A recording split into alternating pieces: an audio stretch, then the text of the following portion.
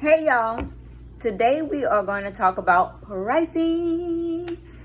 Yes, this is one of the biggest hangups for business owners, small business owners that are starting up. And that's my daughter on the side. Want to say Hey, okay, so she's watching. I'm me. helping her.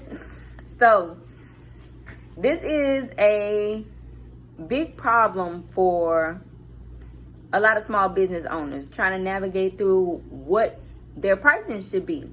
Should I be cheap? Should I be expensive? And there are many ways to look at this and to dissect this thing. So we're going to get into it. First, we're going to talk about why you should set prices. Duh. We want to make a profit. We want to make a living doing what we do. So, and even if you decide that you just want to make extra income with it, that's fine too. But there is a goal. You're not doing this just for fun. Otherwise, you wouldn't be charging. It would be more of a hobby than it would be a business. When you are creating a business, you actually want to make a profit. Those profits enable you to do other things. You're able to pour back into your business and create new products. You're able to pour into your community and give back. Without that profit, you have no power to do anything. You broke. So, yes. So, you want to set pricing. Set a price because you want to make profits that will empower you to do other things so that you can empower other people. Next, we're going to talk about sending an invoice versus building a website. I know, starting off, you may not have money for a website. To build a website can cost up to about $300. Then to get a graphic designer is about equal that amount, because they're going to spend all that time and energy that they could be putting into another client or into their full-time job or whatever they have going on or their business into you. So the pay in labor and just what they have to build from the ground up for you is going to cost just as much as you would pay for a website, if not more, depending on how fancy and elaborate you want it. And starting out, you may not have that type of money right away. A lot of people gravitate towards invoicing, and that is okay. It's okay when you have a couple of orders here and there and it's not consistent. But when you have and you start getting about maybe 10, 20, 30, 40, 50, and it keeps growing, people coming at you for different orders, you don't always have time to stop and invoice everybody. You don't have time to stop and cater to everybody individually. That's why this website and building a website is so important, because it allows you to be asleep and they can still get their questions answered. You can be moving around or working on other products and they can still purchase. It's a benefit for both you and them. And also too, they may not have all the time. They may be at work, sneaking on their phone, trying to buy something from you, or checking out your website, and they may not necessarily have time to stop and call you and ask you about products. Your website or your site will allow you to create a listing with your products, give a description, give a pricing, and they can check out from there. And you can work on the order, work on getting it out as you receive it. It makes it a whole lot easier. I suggest that over invoicing. I suggest, this is just my personal suggestion, my personal suggestion. I'm trying to go too fast. Invoicing for custom orders. Before your consistent products, you need to build a website. And for those who may not have the money to go to WordPress or GoDaddy and get a website for $300, for the year, I suggest, and I love, and I stand by, and I use Square Up. I suggest it. I love it. I've never had a problem with it. You can see, and now they have a new feature to where your online store, you can actually either pay month to month or do like a free trial, with, of course, a couple of rules and stipulations, but I haven't had any problem with it. I love it. It makes things easier for me. Square Up is free, and they charge you. How they charge you is when you make a sale, they take out of that profit. Pricing formula. How do I price things? That may be confusing. For me, it was very confusing in the end, and I was very intimidated by it. I would read a lot of people's statuses, and I would be like, I don't want to price it too high because I'm going to, I'm going to steer people off. I don't want to price it too low because I won't make a profit. I won't make any money. Honestly, we'll get into that. We'll get into variations, but a $20 product does not mean that you won't make a profit. It just depends. Your profit is going to be determined by the products that you need, the materials that you need to make the product, your labor, the time that it takes to make the product, and then you're going to add in your profit. So the formula for pricing is going to be materials plus labor plus profit. That whole sum times 2 is going to equal what you're going to charge people. And if all else fails, just if you're not comfortable with that number, but trust me, as you get great in your skill, you're going to be comfortable charging what it takes to make it. Trust me. When you see that you're actually good and that when you become more in demand, you will get comfortable charging a certain number. And once you see what time it takes to create certain things and what people want and things like that, people are going to learn to respect your pricing based upon your skill and your professionalism. That means everything. People will pay for convenience.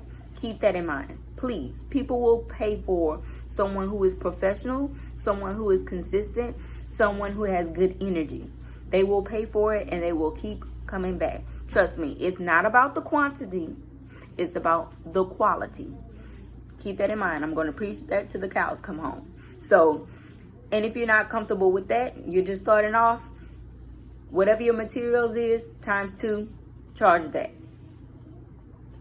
So, and a lot of things are dependent upon labor. Like if you are creating cakes, that's my favorite thing to watch. I know I'm a seamstress and I do all this other stuff. I cook and stuff, but I don't like to do it like on a mass scale. I wouldn't do it for like a whole bunch of people unless I bought a restaurant and then hired people to do it. But I like to watch people bake.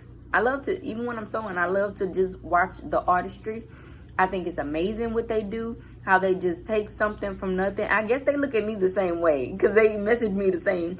But when you take something that's round and then you make these glorious cakes into like castles, and that takes time. It takes energy. You're baking different layers. Like if you have a 3-layer cake, you're baking each one of those layers. You're icing all of that. You're stacking it on top of each other. Then if you're making it into a swan, you're sculpting that. That's crazy. And some of that you're using Rice Krispie treats and stuff. So you're making all of that from scratch. It's a lot put into it. And even with me as a seamstress, some people may look at it as a simple gown, but you're sewing it, you're serging it, you're taking time out to go pick out the fabric.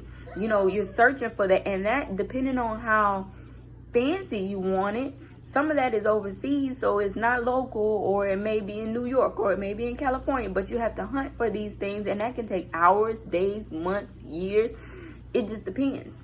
And time has to be paid for, because that same time that you're researching and losing money, you could have been putting into a client who was a little bit more easier to work with.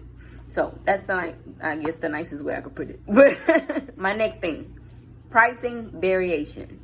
So You want to create multiple products. This is how you're going to help yourself get sales. Some people may not, like if I have a gown, let's just take me as a seamstress, for example. I may do prom gowns for prom season. But what am I going to do for the off seasons? Not everybody is going to prom. Not everybody is going to prom. So I'm creating these dresses that are up from $400 to $1,000, and even wedding gowns that are $1,000. Not everybody's getting married. Not everybody is going to prom. What am I going to do when there's a dry spell or there's a dry season? Maybe I can offer headbands for $15, $20. You know, create those different brackets. You may want to make accessories that can be range from $10 to $45, depending on how fancy it is or how much time and energy goes into it. Don't put yourself in one box. You don't have to do one thing. And I got so hung up on that, and I was like, I don't want to step on anybody's toes and all of that, but you don't step on anyone's toes when you're doing what you're called to do. And if people were so busy doing what they were called to do too, they wouldn't be worried about you and what you're doing. You wouldn't be seen as a threat at all if you do what you were put here to do. Because I may be a seamstress and Amber may be a seamstress as well, but we don't do the same thing. Or we may collaborate. You know, it's mindsets.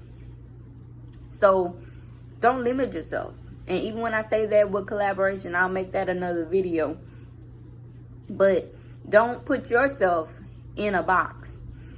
You may make accessories or sell accessories or buy stuff, certain things at wholesale. Don't work yourself to the bone. It doesn't have to be hard. You can create different sales brackets, different pricing, things that you can have on hand. Like if you selling prom gowns, maybe you have Spanx. People will shop where and my husband advised me of this. People will shop with a person where they know they can get everything that they need. Say, for example, I have a prom girl coming to meet me at 12. She's coming, I made her dress for her. But she knows when she comes to me, she can also get her Spanx. She can get an accessory to go with it. I may even be able to bedazzle her shoes. I may have a makeup MUA that I work with who can come meet me at my house, and we'll get her ready, like prom ready. And a hairstylist that I maybe collaborate with, and we can get her ready all in one sitting. And by the time she's ready to go out the door, she's ready to go to prom. It's nothing that we've made it easy for her. And you just have to think like that. You have to think outside of the box. What can what can bring you more business, more profits, how can you price things or have things set at different price ranges to where you can actually create a profit video. But if you have anything any questions, any comments, any concerns, any videos that you would like to see, anything you want me to address, write it in the comments below. I am always open to your opinions, your thoughts, whatever you want to see, and I'll make sure that I write it out and plan and make a good video for you. So make sure you subscribe for more tutorials. I plan on doing a whole lot more. I plan on sharing my knowledge, sharing my energy. Y'all have a great day.